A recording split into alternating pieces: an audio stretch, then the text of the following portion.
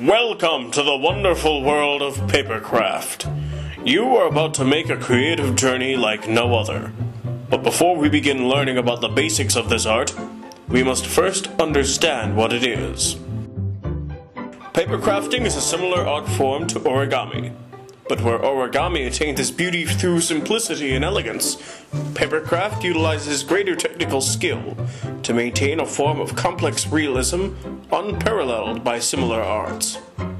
In origami, one sheet of paper is often what is necessary.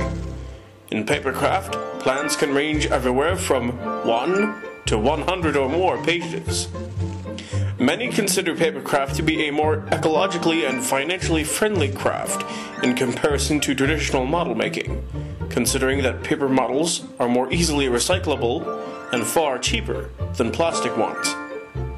Our first step is to make sure we have our basic set of materials: a cutting board, an X-Acto knife and plenty of replacement blades, Elmer's glue, a glue applicator, we'll get to that in a moment, a butter knife, a ruler, and most importantly, our model to be.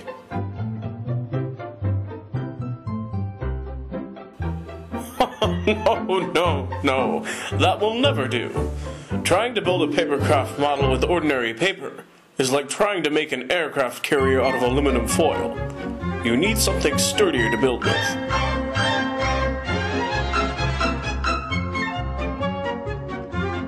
And the best solution is in cardstock.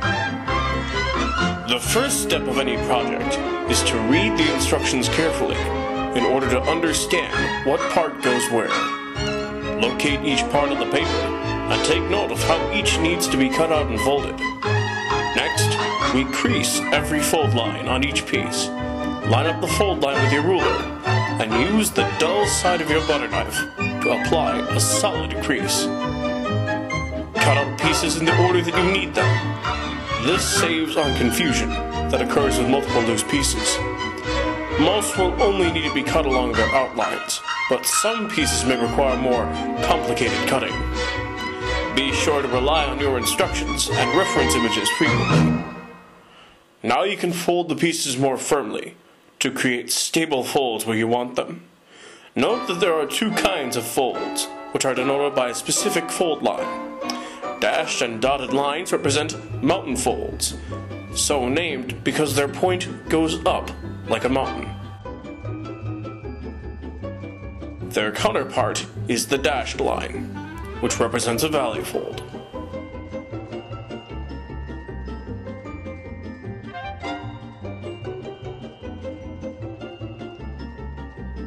Next comes the assembly. The general rule of thumb is that the printed side of the piece is the outside. These tabs are glued beneath the surface to create a stable bond between edges. Use toothpicks or similar tools to apply the glue in small portions.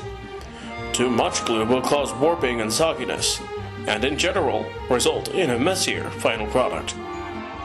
Most papercraft models use the cube and cylinder as basic building blocks, so it is important to know how to construct them, because without this knowledge, it's likely you aren't going to go anywhere.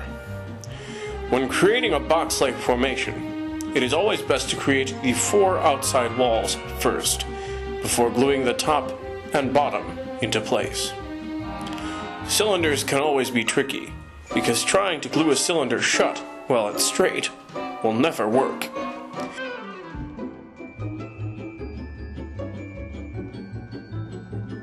So it's best to create a curve by running the piece on a table edge, like so. This concept can also be applied to more complex shapes.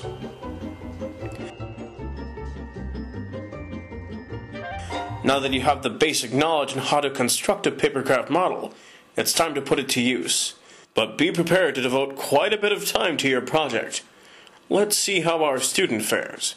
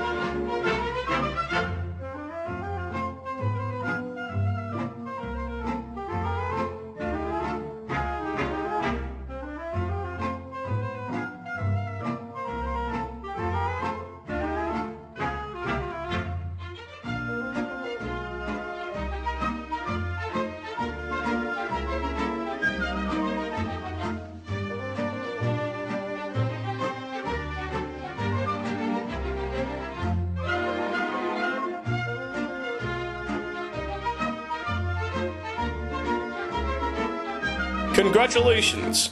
You have completed your first Papercraft model. You should be proud of your achievement because who knows, it could be only your first step toward more advanced and, dare I say, badass projects. Far from being a display model, it features a working slide, a working hammer, a removable magazine, and even an individual bullet. Nicely done, Aaron. Nicely done.